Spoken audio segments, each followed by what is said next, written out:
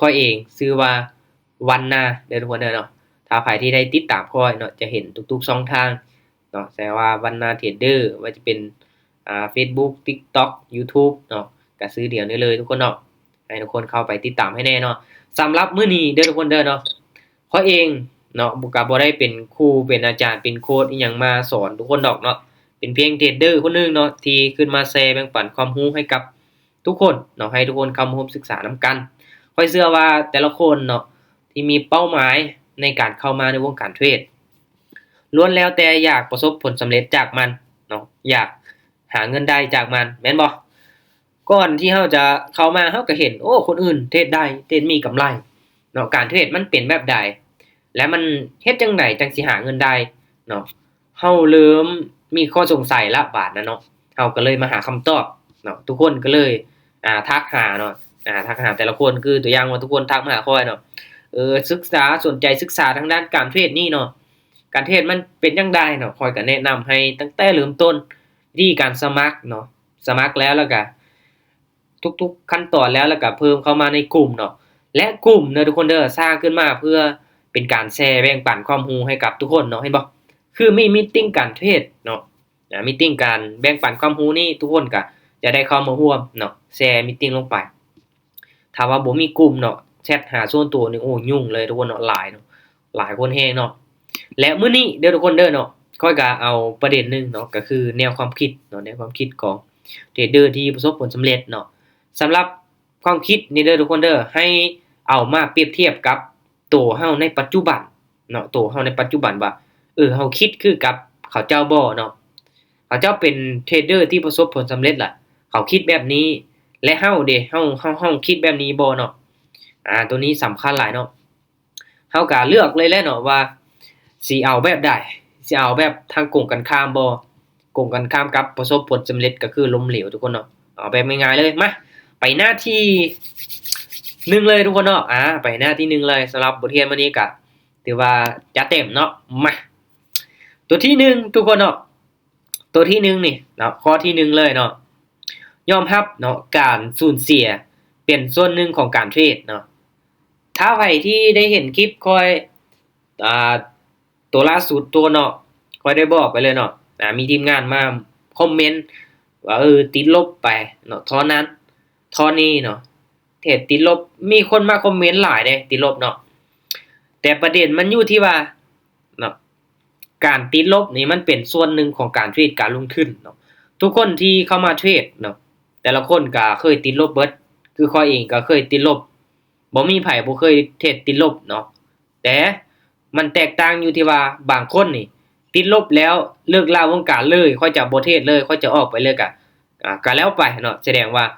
ขาดทุนเนาะล้มเหลวไปในวงการนี้กลับไปเฮ็ดอาชีพอื่นเขาเติม3เทื่อแล้วอาจารย์บ่เคยเอาเติม3เทื่อแล้วติดลบ3เทื่อเลยอาจารย์เติม3เทื่อติดลบ3เทื่อเติมเทื่อละจักเหรียญเติมเทื่อใดเทื่อนึง10เหรียญแล้วก็5เหรียญ10เหรียญและ10เหรียญนี่10เหรียญนี่เจ้าตั้งเป้าหมายกำไรจักเหรียญแผนการเทรดของเจ้าเป็นแบบใดมื้อนึงเจ้าสิเทรดจักรอบเจ้าใช้เทคนิคใด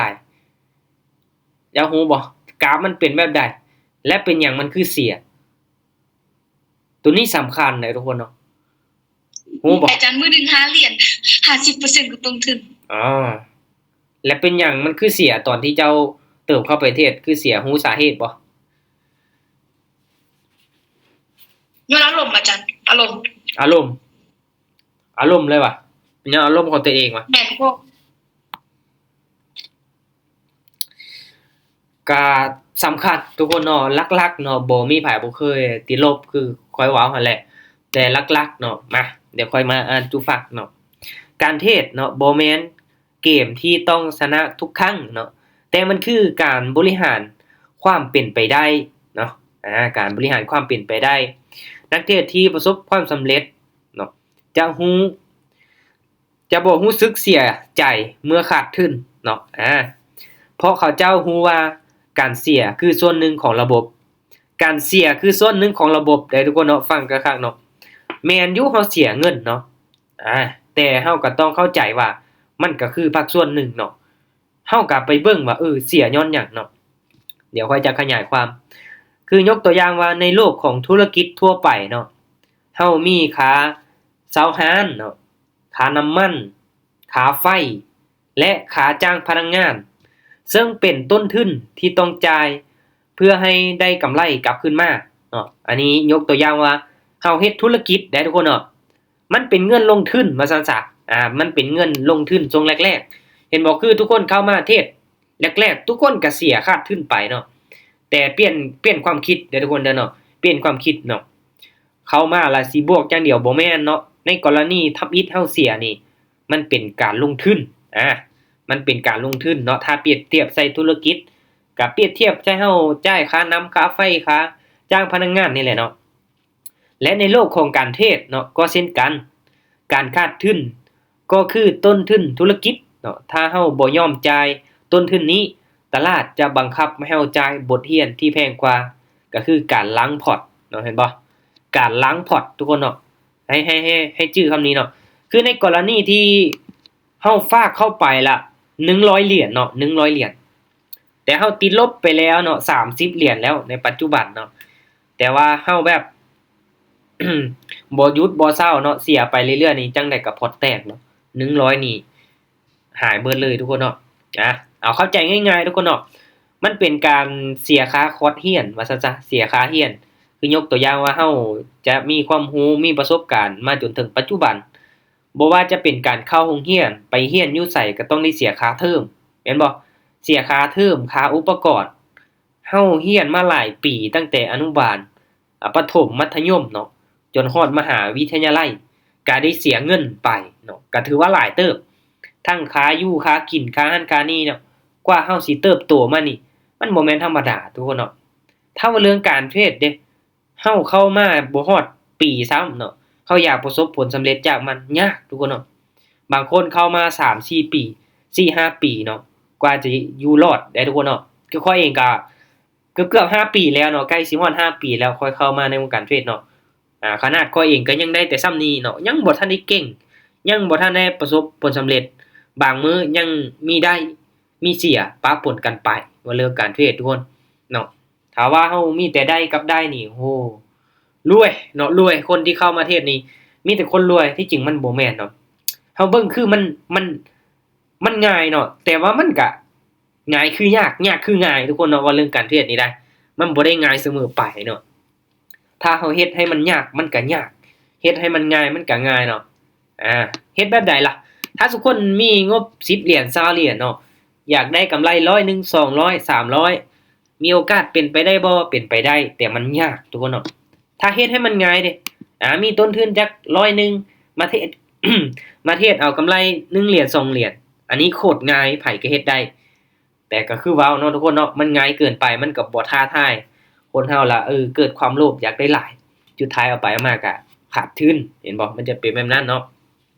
อันนี้มาเปรียบเทียบยกตัวอย่างทุกคนเนาะยกตัวอย่างนักเทรดทั่วไปเนาะเข้าออเดอร์แล้วกลับทางบ่ยอมขาดทุนเนาะบ่ยอมตัดขาดทุนอันนี้เว้าถึงการที่เฮามี stop loss เนาะเพราะคิดว่าเดี๋ยวมันก็กลับมาสุดท้ายกลับลากยาวเฮ็ดให้พอร์ตเนาะเสียหายหนักและล้างพอร์ตตัวนี้นี่เปรียบเทียบใส่ว่าการที่เฮามี stop loss หรือว่าเป้าเสียของเฮาเนาะเฮาพลาดไป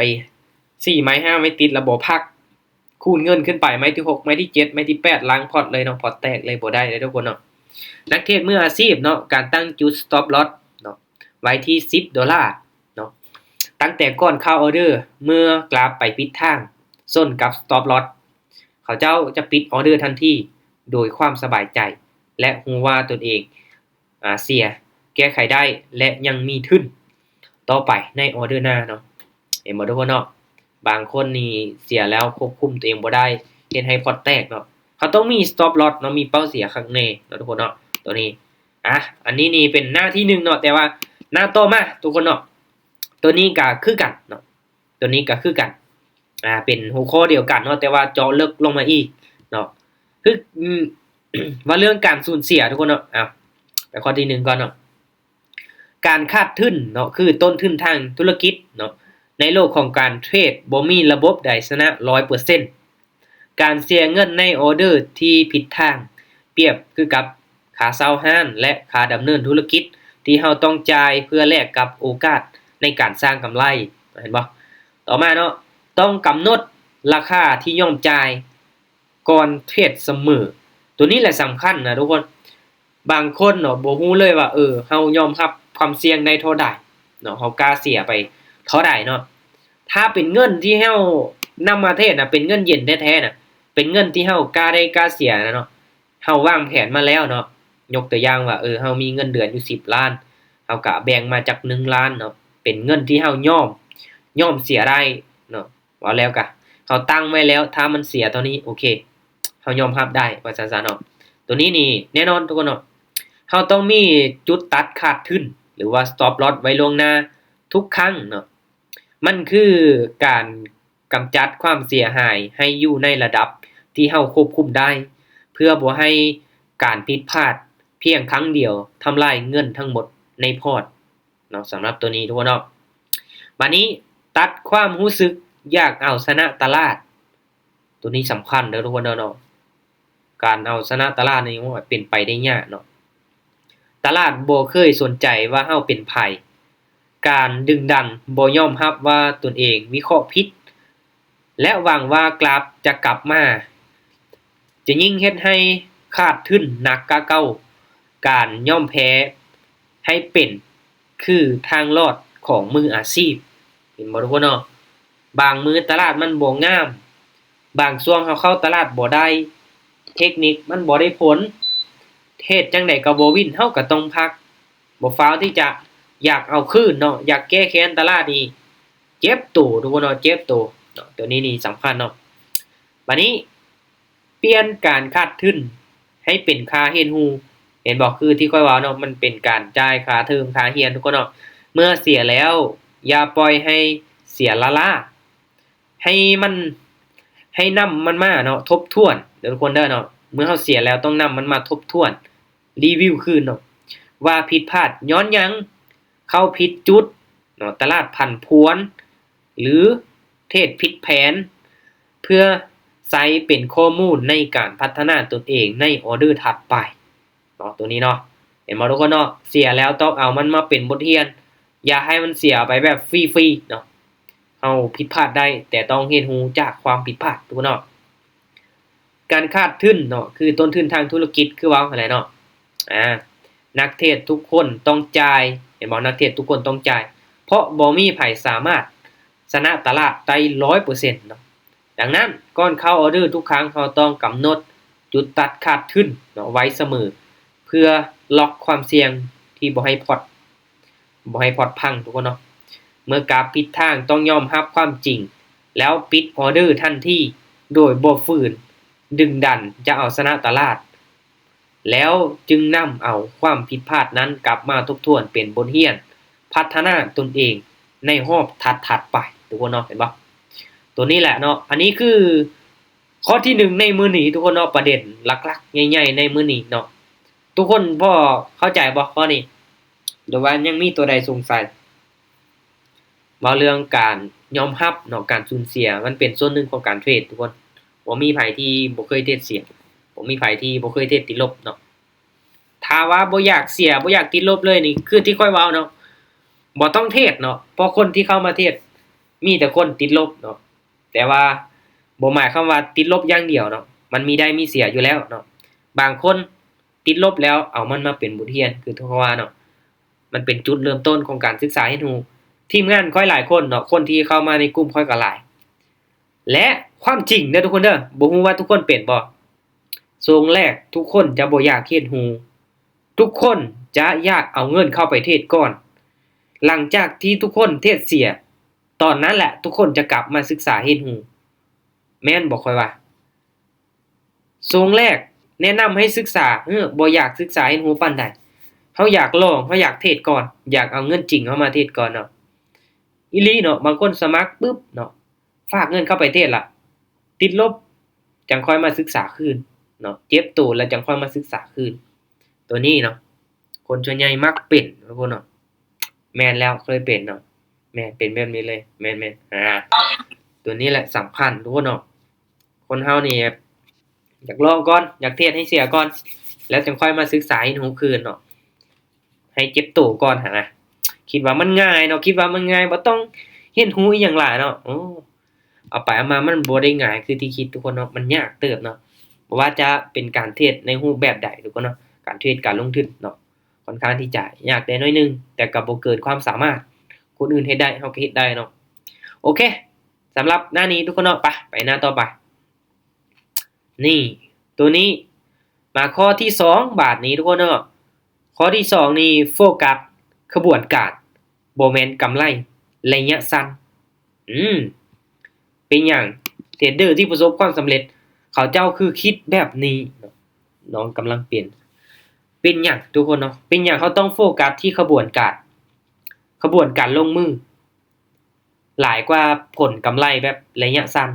เนาะตัวนี้นี่เป็นความคิดที่เอิ้นได้ว่าหักมุมเนาะหลายๆคนเนาะหรือว่าหลายๆคนก็ยังบ่ทันได้คิดซ้ำเนาะคันว่าขบวนการของเฮาดีเฮาเฮ็ดตามแผนเต็มที่แล้วผลลัพธ์นะทุกคนมันยังสิดีตามมาเองเฮาบ่ต้องคิดว่าผลลัพธ์ยกตัวอย่างว่ามื้อนี้เฮาได้กำไรน้อยเนาะเฮาหวังแต่ว่าเฮาเห็นแต่กำไรมันน้อยเดียวแล้วนะมื้อนี้ยกตัวอย่างเอากำไรจัก5เหรียญ10เหรียญต่อมื้อกำไรมันน้อยเดียวมันก็บ่ได้มีอิหยังหลายเนาะแต่ว่าขบวนการที่เฮาเฮ็ดเนาะทุกคนเนาะเฮาเฮ็ดตามแผนเต็มที่เฮามีวินัยเกิน100เนาะแผนก็คือแผนแต่ว่าระยะยาวเด้อทุกคนเด้อเนาะระยะยาวนี่เห็นผลแน่นอนเนาะมาเดี๋ยวมาฟังนำกันผลลัพธ์ในระยะสั้น หรือว่ากำไรหรือการคาดทุนในแต่ละออเดอร์เนาะมีเรื่องของโชคและความผันผวนเข้ามาเกี่ยวข้องเสมอแต่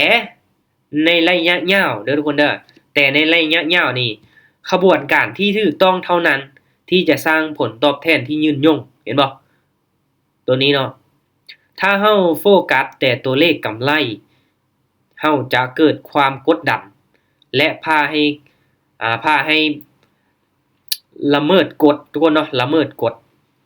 แต่ถ้าเฮาโฟกัสอยู่ที่การเฮ็ดตามแผนเฮาจะรักษาวินัยได้ดีการเทศที่ดีคือการเฮ็ดสิ่งเดิมๆที่มีความเปลี่ยนแปลงที่มีความได้เปรียบที่มีความได้เปรียบซ้ำแล้วซ้ำอีกอย่างมีระบบเนาะอย่างมีระบบตัวนี้นี่แม่นทุกคนเนาะเขาได้ออเดอร์นึงเนาะหรือว่ามื้อนึงนี่มันเป็นเพียงในว่าบางเทื่อก็มีเรื่องโชคทุกคนเนาะหรือว่าความผันผวนของตลาดเท่านั้นคันว่าทุกคนเก่งแท้ๆเนาะระบบการเทรดดีแท้ๆเทคนิคดีๆแท้ๆน่ะจะเฮ็ดให้เฮาอยู่รอดในระยะยาวเฮาจะเติบโตในระยะยาวอีกปี1 2ปี3ปีเฮาจะได้กำไรแต่ถ้าเรื่องของโชคตลาดผันผวนมื้อนี้ได้มื้ออื่นเสียมื้อนี้เสียรอบนี้ได้รอบต่อไปเสียมันจะเป็นแบบนี้เนาะตัวนี้แหละทุกคนสำคัญเนาะยกตัวอย่างมื้อที่1นักเทรดเฮ็ดตามระบบทุกอย่างเนาะมื้อที่1มื้อที่1นี่เฮ็ดตามระบบทุกอย่างวิเคราะห์อย่างรอบคอบเนาะแต่ผลออกมาคือขาดทุนแต่ผลออกมานี่คือขาดทุนแบบนี้ถือว่าขบวนการสำเร็จแต่ผลลัพธ์ระยะสั้นบ่เป็นใจคือยกตัวอย่างเด้อตัวนี้เนาะตัวนี้นี่เฮาเข้าไปเทรดมื้อที่1เนาะเฮาวางแผนมาเป็นเดือนนึงแล้วเฮาเข้าไปเทรดเนาะและมื้อต้นเดือนมื้อที่1เฮาคาดทุนไป20%ของพอร์ตเนาะอันนี้เฮาวางแผนไว้แล้วว่ามื้อนึงเฮาจะติดลบ20%แล้วเฮาจะพักเนาะเห็นบ่เฮาเฮ็ดตามแผนเป๊ะเลยเนาะก็แสดงว่าเฮาคาดทุนไปเนาะแต่มื้อที่2เนาะมื้อที่2นี่เป็น บัดนี้นักเทรดเกิดความโลภบัดนี้เนาะบ่วิเคราะห์หยังเลยกดมั่วๆเนาะด้วยความเสี่ยงสูงแต่ผลออกมาคือได้กำไรแบบนี้ถือว่า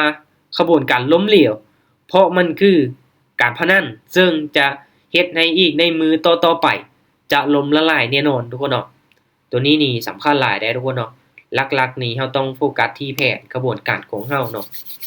ตัวนี้ข้อยเองก็เคยเป็นเนาะมันเป็นประสบการณ์จริงเลยทุกคน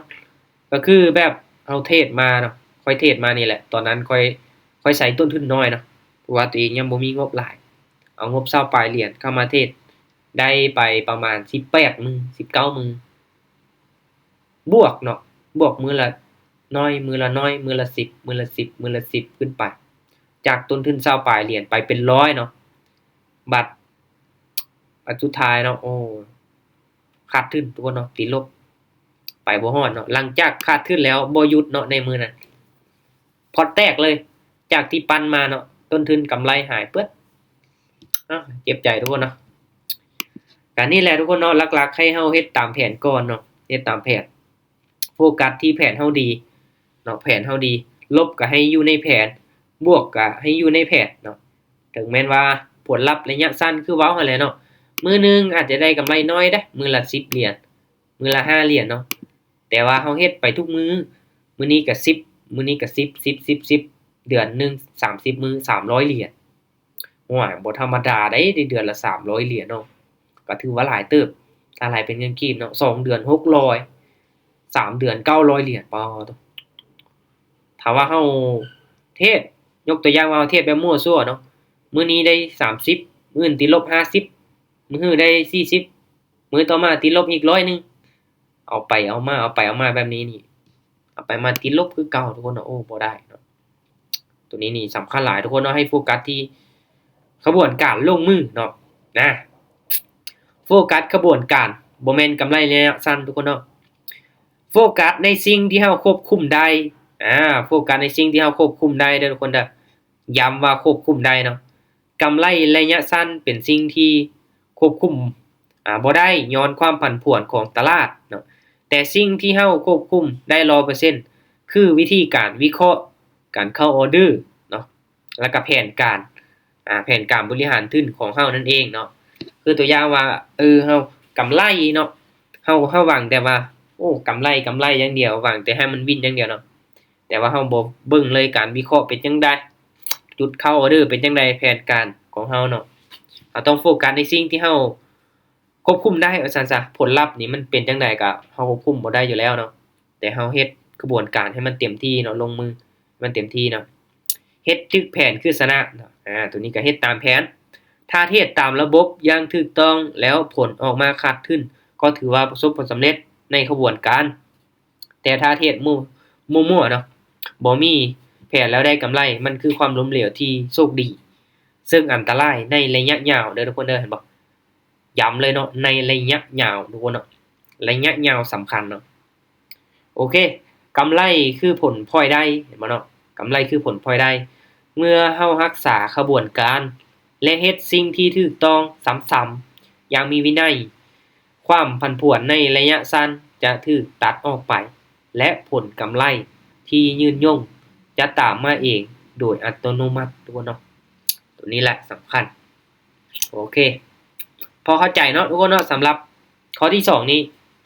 เนาะขบวนการเนาะในเมื่อเฮามีแผนแล้วโฟกัสที่แผนเฮาดีกำไรมันมีแน่นอนทุกคนเนาะถ้าแผนเฮาบ่ดีล่ะแน่นอนล่ะกำไรนี่บ่เห็นเนาะระยะยาวได้ถ้างั้นทุกคนต้องมีแผนนะถ้าว่ายังบ่มีแผนเลยนี่ยุ่งอีกบาดนี้เนาะยังบ่มีแผนการเทรดเลยมื้อนึงตั้งเป้าไว้เท่าใดสิเทรดจักรอบสิใช้เทคนิคใดก็ยังบ่มีนี่ยุ่งอีกทุกคนเนาะเราต้องไปหาเนาะตัวนี้เนาะต้องไปหาโอเคเนาะไปข้อที่3ทุกคนนี่อันนี้คือแนวความคิดเนาะหรือว่า mindset ตัวที่3ก็คือคิดคือกับนักลงทุนบ่แม่นนักพนันทุกคนเนาะมันแตกต่างกันแบบใดเนาะตัวนี้นี่แน่นอนข้อยก็ได้คลิปลงไปหลายเนาะแล้วก็ได้แบ่งปันให้ทีมงานหลายแล้วมันแตกต่างกันแบบใดแล้วเนาะความคิดของนักลงทุนเนาะความแตกต่างระหว่างนักลงทุนและนักพนันบ่ได้อยู่ที่ตลาดที่เขาเจ้าเทศแต่อยู่ที่วิธีการคิดและการบริหารความเสี่ยงเนาะขยายความเลยเนาะนักพนันนี่จะเบิ่งหาแต่ความตื่นเต้นเนาะอยากรวยข้ามคืนและมักวางเดิมพันสูงๆโดยบ่มีหลักการเนาะ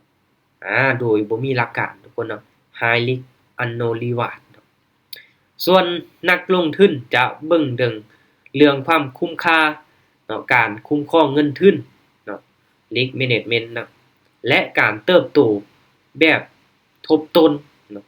การเติบโตแบบทบต้นเนาะตัวอย่างว่ามีทุนในพอร์ต $1,000 เนาะแนวคิดของนักพนันนี่ใส่ออเดอร์ละ$500เพราะคิดว่าถ้าชนะจะได้กำไร $1,000 ไวๆเนาะผลก็คือผิดทางเพียงแต่2ครั้งพอร์ตเป็น0ล้างพอร์ตตัวเนาะเห็นบ่ตัวนี้แหละเนาะบัดนี้แนวคิดของนักลงทุนเนาะแบ่งความเสี่ยงออกเป็น1หา 2% ต่อออเดอร์ตกเป็นออเดอร์ละ10หา$20เนาะ10หา$20ตัวนี้แหละทุกคนเนาะถึงแม้ว่าจะผิดทางติดต่อกัน5ครั้งแต่ก็สูญทุนไปเพียง50หา$100นะยังมีทุนเหลืออีกมหาศาลเพื่อแก้ตัวและสร้างกำไรคืนเนาะตัวนี้เนาะมันได้ว่าอันนี้เลยทุกคนเนาะย่อๆสั้นๆนี่เนาะคนที่เป็นนักลงทุนเนาะเขาเจ้าจะตัดสินใจลงทุนด้วยเหตุผลเนาะนักพนันนี่จะใส่อารมณ์นักพนันจะใส่อารมณ์และนักลงทุนนี่จะคุ้มครองความเสี่ยงเนาะแต่ว่านักพนันนี่ทุ่มหมดตัวหรือว่า all in ใส่เลยทุกคนเนาะ all in ใส่เลยบัดนี้เบิ่งความคุ้มค่าเนาะสำหรับนักลงทุนนี่เบิ่งความคุ้มค่าเนาะแต่นักพนันนี่หาแต่ความตื่นเต้นเนาะหาความตื่นเต้นบัดนี้นักลงทุนจะปั้นพอร์ตแบบยืนยงเนาะแบบยืนยงทุกคนเนาะนักพนันก็หวังรวยบาทเดียวเนาะตัวนี้แหละที่ว่าไผที่แบบยังคิดว่าอยากรวยไวทุกคนเนาะอยากรวยข้ามคืนนี่อันตรายเนาะเพราะว่าหยังถ้าเฮาอยากได้ไวเนาะเฮาเพิ่มความเสี่ยงขึ้นไปความเสี่ยงมันสูงเนาะแม่นอยู่เนาะเฮาวินนี่มันได้ไวเนาะแต่เวลาที่เฮาไปผิดทางเนาะเฮาขาดทุนไวทุกคนเนาะแต่ทางอันนี้ต้องลดพรความเสี่ยงลงมาเนาะเราต้องคิดถึงระยะยาวเนาะและอีกตัวหนึ่งทุกคนเนาะที่ข้อยอยากแนะนำเลยก็คือทุกคนอาจจะเห็นเขาเจ้าเทศเนาะตัวมาได้กำไรหลายเขาเจ้ามาโชว์ให้เห็นเนาะหรือว่าค่อยได้กำไร 2-3,000 4-5,000 ต่อมื้อเนาะสุดยอดเลยเนาะถ้าทุกคนมีความโลภในจุดนี้เนาะถ้าเห็นเขาเจ้าแล้วเกิดความโลภนี่และหวังที่จะอยากให้ได้คือเขาเจ้านี่ตัวนี้อันตรายหลายทุกคนเนาะเห็นคนอื่นได้หลายแล้วเฮาก็อยากได้นี่อันตรายเนาะเฮ็ดให้เฮาเกิดความโลภเฮาจะไปไม่ใหญ่เฮาจะเข้าออเดอร์ใหญ่เฮาจะลืมหมดเลยแผนของเฮาบ่เบิ่งเลยว่าต้นทุนเฮามีส่ำใดต้นทุนทางประสบการณ์ทางความรู้เฮาส่ำเขาบ่และเงินที่เขาเจ้าไปนั้นเนาะมันเป็นเงินจักเปอร์เซ็นต์ของเขาเจ้าเนาะบางเทื่อเขามีเงินอยู่ 1,000 2,000 แต่ทั้งเงินทั้งหมดเนาะมันเป็นเพียง 1% 2% ของเขาเจ้าเนาะเขาเจ้ามีเงินหลายเนาะแต่เฮามีน้อยแล้วเฮาเอาไปเปรียบเทียบใส่เขาเจ้ามันก็เป็นไปบ่ได้ทุกคนเนาะถ้าเฮาเกิดความโลภล่ะกระตุ้นความโลภของเฮามื้อใดล่ะหายนะมาเยือนทุกคนเนาะถ้าลงทุนด้วยความโลภนี่เกี่ยมโลดเนาะเกี่ยมโลดโอเคทุกคนเนาะมาไปข้อที่4เลยไปข้อที่4เลยเนาะและช่วงท้ายทุกคนเนาะค่อยจะจงเวลาประมาณอีก10นาทีเนาะให้ทุกคนได้ถามคืนเนาะถามคืนรายละเอียดอิหยังต่างๆเนาะมาข้อที่4นี่มาถึงการมีวินัยเหนือกว่าอารมณ์ทุกคนเนาะมีวินัยเหนือกว่าอารมณ์เนาะตัวนี้นี่มันเป็นคำเว้าง่ายๆเนาะสำหรับวินัยแต่เฮ็ดได้ยากทุกคนเนาะเว้าง่ายแต่เฮ็ดได้ยากเนาะยากหลายเลยแหละเนาะสำหรับวินัยบางคนก็ต้องมีวินัยมีจังได๋ล่ะเนาะมีจังได๋ล่ะมีวินัยนี่เฮาต้องมีจังได๋เนาะอันนี้เฮาต้องได้ถามตนเองเด้อทุกคนเนาะถามแบบชัดเจนเนาะเดี๋ยวค่อยจะยกตัวอย่างให้เบิ่งก็ได้เนาะยกตัวอย่างให้เบิ่งมาเดี๋ยวมาอ่านให้ฟังก่อนตลาดการเงินคือบ่อนที่ดึงสัญชาตญาณด้านมืดของมนุษย์ออกมาได้ดีที่สุดนั่นคือความโลภและความอยากวินัยคือสิ่งเดียวที่จะช่วยควบคุมอารมณ์เหล่านี้ได้ขยายความทุกคนเนาะ เมื่อได้กำไรความโลภจะเฮ็ดให้เราหลงตัวเองอ่าตัวนี้นี่ค่อยกับเป็นเนาะเป็นเลยโอ้ค่อยเก่งเนาะตลาดนี้ง่ายๆกุ้ยๆเทียดจังได๋ก็วินเทียดจังได๋ก็มีกำไรป้าคิดว่าตัวเองเก่งมือที่เฮาเทรดได้เนาะมือต่อมาเจียบมับและเทรดหลายเกินไปเห็นบ่เทรดหลายเด้ตอนเฮาได้กำไรนี่โอ้เฮาเทรดม่วนคักเนาะโอ้เทรดเบิดมื้อเบิดเว้นเนาะแต่สุดท้ายโอ้บ่ได้ทุกคนเนาะเทรดหลายนี่บ่ได้อันตรายเนาะและเมื่อขาดทุนความเครียดแค้นจะเฮ็ดให้เฮาอยากเอาคืนเนาะหรือว่าอยากแก้แค้นตลาดโดยการเพิ่มเงินให้หลายขึ้นเนาะนักเทรดที่สำเร็จจะมีกฎเหล็กที่ตนเองต้องปฏิบัติอย่างเคร่งครัดเมื่ออ่าเมื่อตัดอารมณ์เนาะเมื่อตัดอารมณ์ออกจากการตัดสินใจว่าเรื่องกฎเหล็กทุกคนเนาะช่วงอาทิตย์ก่อนเนาะอาทิตย์ก่อนนั้นค่อยได้ขึ้นไปแชร์แบ่งปันให้กับทุกคน15กฎเหล็กเนาะบ่ฮู้ว่ายังมีไผจื้อคักแล้วบ่เนาะค่อยได้แจกไฟล์บทเรียนตัวนี้ให้แบบฟรีๆเลยเนาะทีมงานทักมาขอหลายเด้15กฎเหล็กของเทรดเดอร์เนาะถ้าว่าไผได้อ่านทุกคนมีบ่มีคนที่ได้ไฟล์บทเรียน15กฎเหล็กนำคอยบ่อยู่นี่มีบ่ทุกคนเอาเงียบเลยเนาะบ่แม่นรับบ่เลยบ่ บ่มี บ่มีเลยเหรอทุกคน แพ้ตอนนั้นบ่ได้เข้านำได้เดือนแล้ว โอ้ น้องได้น้อง โอเค หาทำเลยอาจารย์ เนี่ยล่ะเดี๋ยวค่อยจะอ่านให้ฟังเนาะเดี๋ยวค่อยจะแจ้งให้ทุกคนก็ได้เนาะโอ้แสดงว่าทุกคนบ่ได้เข้าร่วมเนาะถือว่าพลาดไปเลยแหละทุกคนเนาะมา15กฎเหล็กนี่เนาะกฎที่1ต้องมีแผนการเทรดต้องมีแผนเทรดทุกครั้งเนาะ2การบริหารเงินทุนคือหัวใจหลักกฎข้อที่3อย่าปล่อยให้ความโลภครอบงำกฎที่4ยอมรับความพ่ายแพ้และหยุดแก้แค้นเนาะหยุดเทรดแก้แค้นกฎที่5นี่การเฮ็ดการเทรดตามแนวโน้มเนาะหรือว่าเทรดตามเทรนด์กฎที่6การมีเป้าหมายกำไรและขาดทุนต่อมือชัดเจนกฎที่7นี่อย่าใช้อารมณ์ในการตัดสินใจกฎที่8บันทึกประวัติการเทรดเสมอเนาะกฎที่9เข้าใจว่าการขาดทุนคือส่วนหนึ่งของธุรกิจกฎที่10พัฒนาความรู้อย่างต่อเนื่องกฎที่11อย่าเทรดตามกระแสหรือตามคนอื่นกฎที่12เลือกไซต์โบรกเกอร์หรือแพลตฟอร์มที่มีความน่าเชื่อถือกฎที่13ฝึกเทรดเงินเดโมหรือทุนน้อยๆก่อนกฎที่14รักษาสุขภาพร่างกายและจิตใจให้พร้อม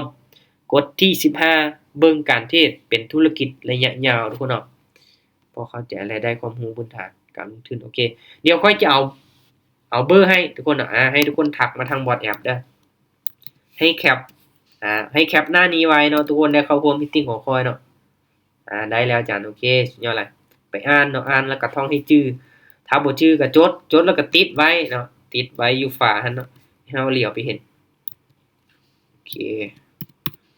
อันนี้เป็นเบอร์ WhatsApp ของคอยทุกคนเนาะลองทักมาขอไฟล์บทเรียนแน่เนาะอยากเอาไปอ่านเนาะที่จริงก็มี2ไฟล์เนาะทีมงานมาคอมเมนต์อยู่ TikTok เต็มเลยเนาะค่อยจนตอบนำบ่ทันเนาะแชทมาโอ้โห WhatsApp เกือบค้างเนาะพระเจ้าแชทมาหลายอีหลีเนาะก็แจ้งให้แบบฟรีๆนี่แหละทุกคนเพราะว่าบ่ได้แบบปริ้นออกมาเป็นปึ้มหรือว่าเป็นปึ้มบทเรียนเอามาขายดอกโอเคเนาะมาไปต่อบทเรียนเฮาเนาะ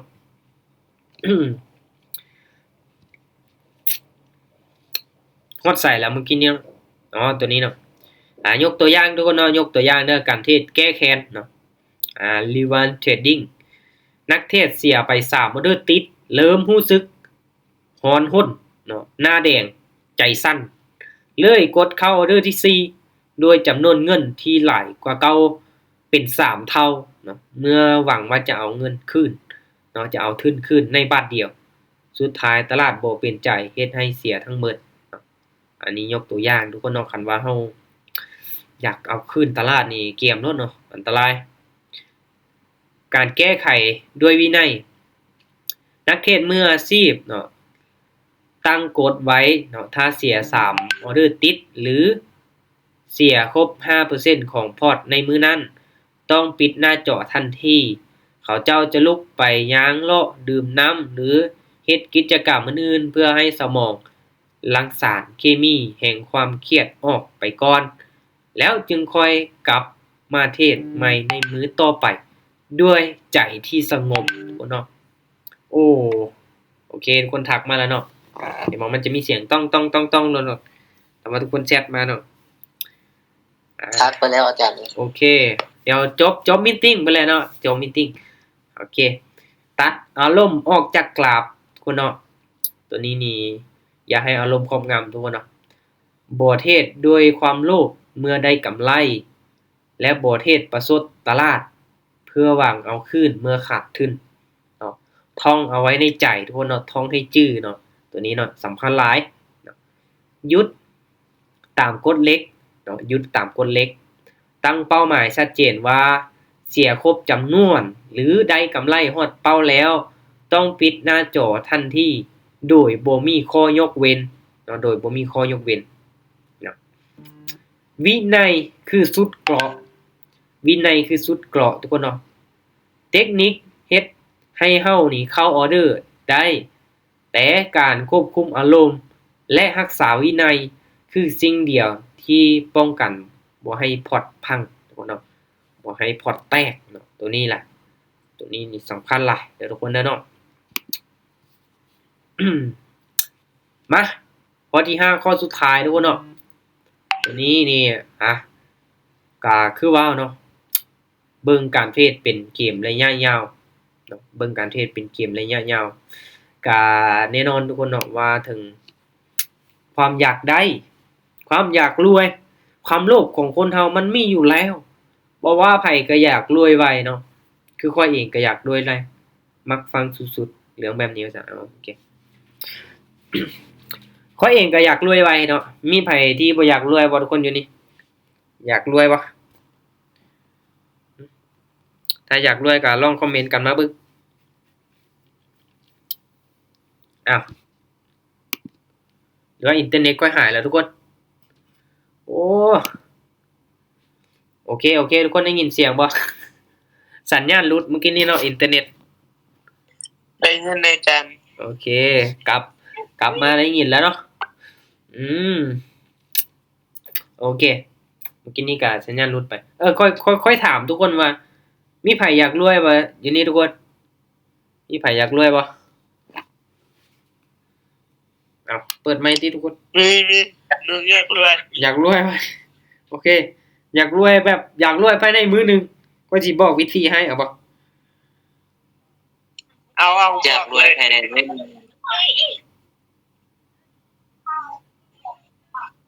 นึ่งให้มันได้กำไรประมาณล้านหนึ่งนะ โอ้ยอดเลยเนาะทุกคนคิดว่ามีเงินเท่าใด ได้กำไร50 ล้าน ทุกคนคิดว่ามีเงินเท่าใดจังเอิ้นว่ารวยมีเงินเท่าใดทุกคนความรวยของแต่ละคนบ่เท่ากันบางคนมี100ล้านรวยบางคนมี1,000ล้านตื้อหนึงยังเอิ้นว่าบ่รวยแต่แหละทุกคนเนาะและทุกคนคิดว่า อยากมีเงินแบบบ่จำกัด อยากมีเงินแบบบ่จำกัด อาจารย์น้องอยากมี10 ล้านเหรียญ อยากมี10ล้านว่ะ800,000 10 ล้านเหรียญ บ่มีดอกจะรวยมื้อเดียวว่าซั่นคือแน่นอนทุกคนเนาะมันว่าเรื่องความอยากได้เนาะบ่ว่าไผก็อยากได้เนาะแต่เฮาจะบ่ได้ในสิ่งที่เฮาอยากเนาะแต่เฮาจะได้ในสิ่งที่เฮาคู่ควรมันเนาะเฮาคิดว่าเฮาคู่ควรกับเงินก้อนนั้นแล้วบ่ในปัจจุบันเนาะเราต้องถามตนเองเนาะคือตัวอย่างเนาะยกตัวอย่างเฮาเป็นคนขี้คร้านเนาะเฮานอนตื่นสายเวียกก็บ่เฮ็ดเนาะมีแต่กินแล้วก็นอนกินแล้วก็นอนแบบนั้นนี่โอ้ยากเลยแหละสิคู่ควรกับความรวยแม่นบ่ถ้างั้นนี่เฮาต้องพัฒนาตนเองทุกคนเนาะเอาง่ายๆพัฒนาตนเองคนรวยเขาคิดแบบใดคนรวยเขามีนิสัยแบบใดคนรวยเขาเฮ็ดหยังแต่ละมื้อเขาใช้เวลาไปกับอิหยังเนาะเห็นบ่มันเกิดการตั้งคำถามกับตนเองในบาดนี้เนาะ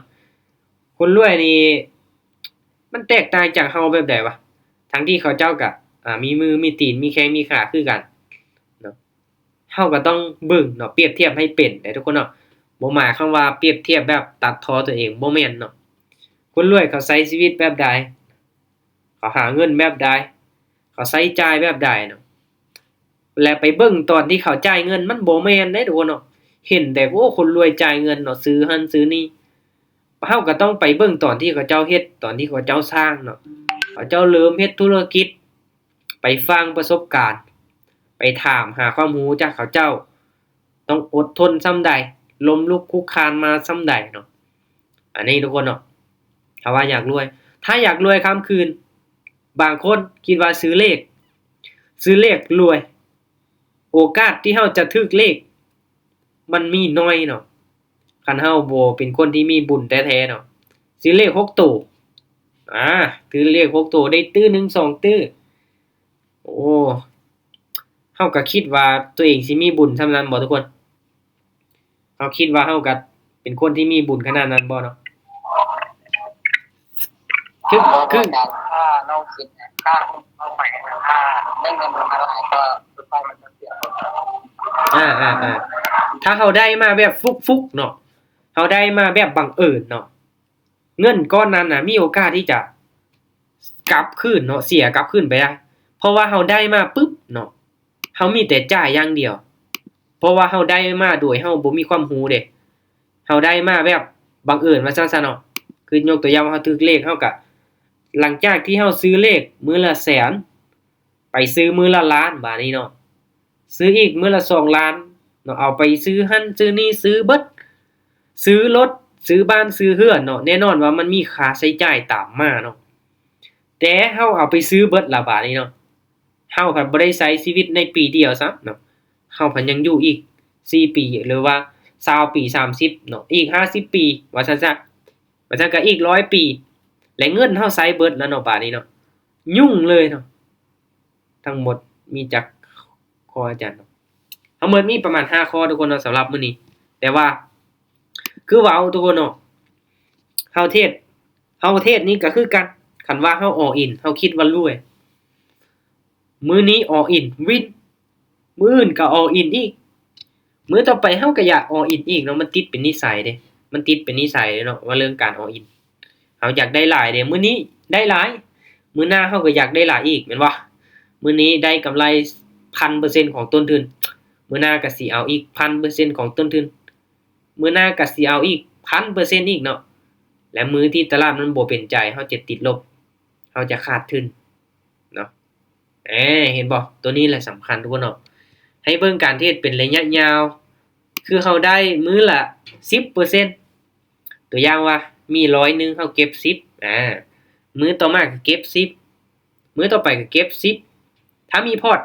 1,000 เฮาเก็บ 10% ก็มื้อละ100เหรียญ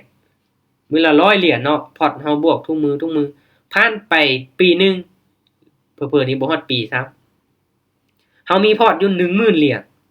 เฮาเทรดเก็บมื้อละ 10% เอามื้อละ 1,000 เหรียญแล้วบาดนี้เนาะเอามื้อละ 1,000 มื้อนี้ก็ 1,000 มื้อหน้าก็ 1,000 เนาะเพราะว่าเฮาเริ่มสร้างนิสัยตนเองตั้งแต่ตอนต้นทุนเฮายังน้อยๆต้นทุนเฮายังแบบหลักร้อยจนขึ้นไปฮอดหลักพันจนขึ้นไปฮอดหลักหมื่นถ้าเฮามีวินัยตั้งแต่งบน้อยเนาะงบหลายเฮาก็มีวินัยคือกันเนาะถ้างั้นสร้างนิสัยตนเองเนาะ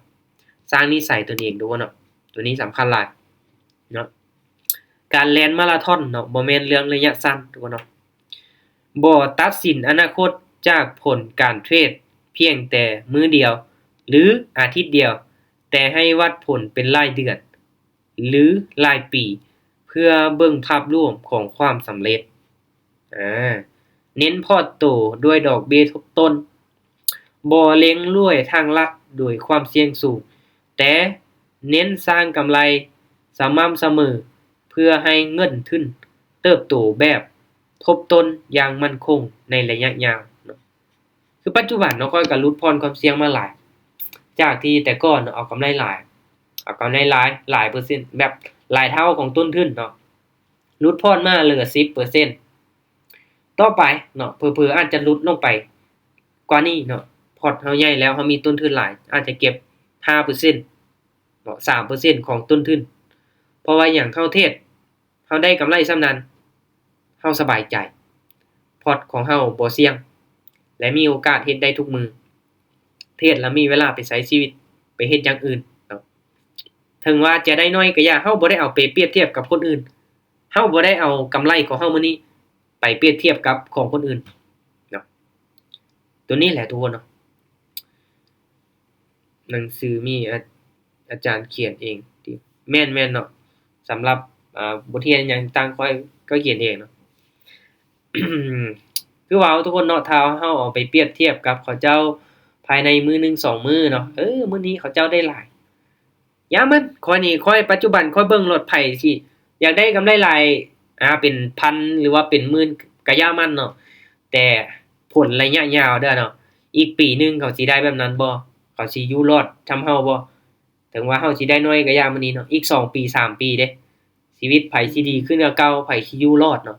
ให้เบิ่งเป็นระยะยาวเด้อทุกคนเด้อเนาะเฮาบ่ได้ใช้ชีวิตเพียงแต่มื้อนี้มื้ออื่นเนาะเฮายังใช้ชีวิตอีกหลายปีเนาะอีกหลายปี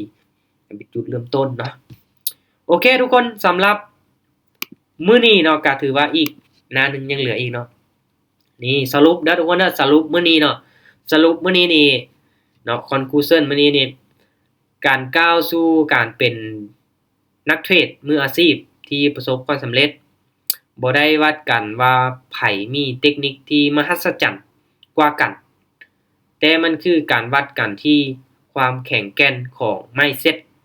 และวินัยในการควบคุมตนเองตลาดการเงินคือสนามรบที่สะท้อนทุกอารมณ์ของมนุษย์ดังนั้นหัวใจสำคัญที่เฮาได้เรียนรู้มื้อนี้เนาะได้เรียนรู้มื้อนี้เนาะได้เรียนรู้นั้นทุกคนเนาะคือกุญแจที่พาให้เฮาอยู่รอดและสร้างกำไรได้ยืนยงทุกคนเนาะโอเค thank you for your attention ทุกคนมีหยังอยากถามบ่ทุกคนลองถามมาเบิ่ง น้องเอาอินบ่เคยเป็นดักเลยอ่ะนี่สิบ่อินเอาอินได้ทางนั้นกดไปมันมีเสียงรบกวน มีเสียงรบกวนทุกคนเนาะเว้าใหม่บ่เข้าใจปานใด น้องว่าน้องเอาอินบ่เคยเป็นจักเทื่อ บ่เคยวินจักเทื่อว่ะ ตอนนั้น เทศตอนใดพลาดตอนนั้น เจ้าเข้ามาเทศจักเดือนล่ะปิดไมค์เนี่ยปิดไมค์ก่อนเอาโกมิดปิดไมค์ก่อน2 เดือน2 เดือน2 เดือนเนาะ2 เดือนนี่เจ้าฝึกเทศเงินเดโมบ่ศึกษา1 เดือนเข้าเทศ1 เดือนมาเคยเทศเงินเดโมก่อนบ่1 เดือนเคยเทศ1 เดือนแล้วเข้ามาเทศนี่เทศเงินเป็น1 เดือนบ่วินจังไมเลยว่ะเคยวินอยู่น้องเคยปันพอด3 เหรียญไป50 เหรียญโดยนำถอดแตกหมดพอแตกหมดเลยจาก3ไป50เด้อเนาะ โอ้ตัวนี้แหละสำคัญทุกคนเนาะที่จริงเฮาก็พอรู้อยู่เนาะว่าเฮาติดลบไปย้อนสาเหตุตัวใดเนาะบางเทื่อก็มันเป็นการชะล่าใจจากตัวเฮาเองเนาะเฮาควบคุมอารมณ์ตัวเองบ่ได้แน่นะก็ค่อยเชื่อเด้อทุกคนเด้อเนาะค่อยเชื่อว่าแต่ละคนนี่เข้ามาเทศเนาะทุกคนเทศมีกำไรเนาะบ่มีไผดอกแบบเทศแล้วบ่วินจังไมนี่บ่มีเนาะมันต้องวินล่ะเนาะเพราะว่ามันมีแต่2ทางเลือกเท่านั้นเนาะมีแต่ซื้อกับขายมันต้องวินจังไมเนาะเทศแล้วก็มีกำไรอีกเนาะหลายๆคนเทศมีกำไรอีกได้แต่บ่หยุดบ่เซาได้แล้วบ่ถอนตัวนี้เลยเฮ็ดให้ทุกคนเสียเห็นบ่เวลาว่าเมื่อกี้นี้เนาะจากต้นทุน3 เหรียญไปหา50 เหรียญขนาดข้อยเองก็ยังยากแล้วที่จะเฮ็ดได้เนาะแต่ว่าเป็นหยังล่ะสุดท้ายผลลัพธ์ขาดทุนติดลบย้อนความโลภของตนเองหรือว่าได้กำไรแล้วบ่ถอนเทศไปเรื่อยๆบ่ได้ทุกคนเนาะตัวนี้เนาะอันตรายเนาะโอเคมีหยังอีกบ่ทุกคนก็ฝากไปติดตามทุกๆช่องทางเด้อทุกคนเด้อเนาะว่าจะเป็น YouTube เนาะ YouTube TikTok เนาะฟ้าบทเรียนความรู้หยังต่างๆค่อยได้เอาลงไปหลายเนาะคลิปเกี่ยวกับการเทรดเนาะอยากให้อาจารย์แนะนำ ตอนนี้แบบเงินไม่มีอย่างที่ถามได้มีเสียงรบกวน อ๋อโอเคมีเสียงรบกวนเนาะพิมพ์ก็ได้อยากให้อาจารย์แนะนำว่าควรออกเวียกบ่เงินเดือน4ล้านแต่เทศได้เดือนละ7หา8ล้านก็สำหรับตัวนี้เนาะในความคิดเห็นส่วนตัวของข้อยเนาะถ้ามีเวียกอันอื่นเฮ็ดอยู่แล้วนี่บ่แนะนำให้ออกเนาะบ่แนะนำให้ออกเด้อให้อยู่ก่อนเนาะให้เฮาเฮ็ดเวียกก่อนเนาะถึงแม้นว่าอ่าเงินเดือนของเฮามันจะน้อยกว่าการที่เฮาเทรดมีกำไรในทุกๆเดือนเนาะแต่เฮาก็ต้องคำนึงถึงว่าการเทรดนี้มันบ่มั่นคงเนาะมันบ่มั่นคงบางเดือนเฮาได้อีก2-3เดือนแต่บ่ฮู้ว่าสิได้ไปเรื่อยๆบ่คันเฮาได้ไปเรื่อยๆเนาะเรื่อยๆไปอีก4-5เดือนจนเฮาสามารถเก็บเงินได้เนาะหรือว่าปีหนึ่งเนาะจากการเทรดนี่คันเฮาเฮ็ดได้ทุกเดือนเนาะเดือนละ7ล้าน8ล้านผ่านไปปีหนึ่งนี่มีเงินเกือบ100ล้านนี่แสดงว่าเฮามีต้นทุนพอสมควรละเนาะและเวียกที่เฮาเฮ็ดนี่เงินเดือนมันจะฟิกอยู่ที่แบบมันจำกัดอยู่ที่4ล้านตลอดบ่หรือว่าจังไดเนาะแต่สำหรับข้อยเนาะข้อยบ่แนะนำเด้ถ้าเฮาออกมาเทศแบบเต็มที่นี่เฮาจะเทรดหลายและในการเทรดหลายมันคือข้อเสียมันจะเฮ็ดให้เฮาขาดทุนติดลบเนาะอีหลีตัวเนาะถ้าเฮาเทรดแล้วไปเฮ็ดอย่างอื่นนี่เฮาได้กำไรเด้ถ้าเฮาเทรดหลายเกินไปนี่เฮามักที่จะติดลบเนาะตัวนี้แหละสำคัญทุกคนเนาะให้เฮ็ดเคียงคู่กันไปเนาะมีเวียกละเฮ็ดเคียงคู่กันไปเนาะเคียงคู่กันไปจะเป็นการดี เพราะว่าตัวนี้มันบ่มั่นคงเนาะเงินเดือนขึ้นทุกปีละ600,000เฮ็ดเคียงคู่กันไปเนาะเฮ็ดเคียงคู่กันไปจะเป็นการดีเพราะเฮาก็นะ การเทรดเป็นแบบเป็นมืออาชีพเลยว่ะ การเทศแบบ น้องขอถามเลย เทศแบบเป็นอาชีพเลยว่ะแม่นว่ะ เดี๋ยวน้องถามว่าไอ้เป็นเทรดเป็นมืออาชีพเลยว่ะด้วยเทรดเรียกทางนอกด้วย อ๋อสำหรับข้อยแม่นเทรดเนาะปัจจุบันนี้เทรดอย่างเดียวแล้วก็เฮียนถ้าใครที่ได้ติดตามข้อยทุกคนเนาะข้อยเฮียนอยู่มหาวิทยาลัยเนาะแล้วก็เทรดหาเงินยังบ่ทันได้เฮ็ดเวียกตัวอื่นเนาะแต่ก็ถ้าเบิ่งเนาะอนาคตเฮามีความรู้ความสามารถเฮาอยากหาเงินหลายด้านเฮาอาจจะเฮ็ดอย่างอื่นเนาะเทรดเคียงคู่กันไปเนาะคือข้อยเองก็พยายามที่จะผลักดันเนาะ YouTube เดี๋ยวนี้ YouTube ข้อยก็สามารถสร้างรายได้ได้แล้วเนาะจาก YouTube อีกเนาะแล้วก็อยากที่จะเฮ็ดธุรกิจหลายอันอยู่เนาะเพราะว่าหยังใจมักทุกคนเนาะเรื่องการเทรดนี่เฮาก็พัฒนาเต็มที่